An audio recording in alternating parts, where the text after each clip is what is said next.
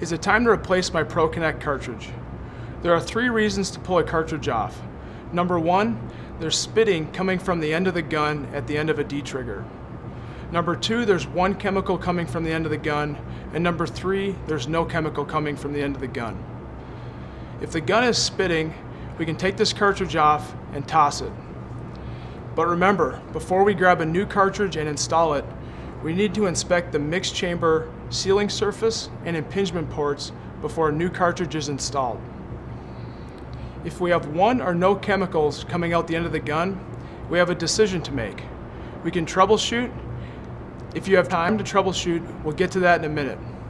If you don't have time, we can take this cartridge off, hibernate it in compatible oil, and grab a new one. But before we install the new cartridge, make sure we inspect the mixed chamber sealing surface and impingement ports. Back to troubleshooting. We're going to install the divider tool, and this prevents crossover splatter from the A side to the B side. We're going to take the grease tool. We're going to be pumping grease through the A port.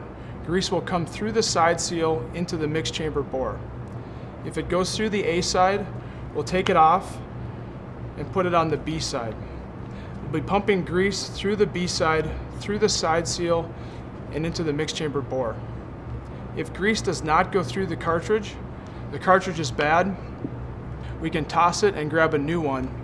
But remember, again, before we install a new cartridge, inspect the mixed chamber sealing surface and impingement ports. If grease comes through the cartridge is not the problem. We can reinstall it onto the gun, and we can go check other restriction points in the system before we begin spraying.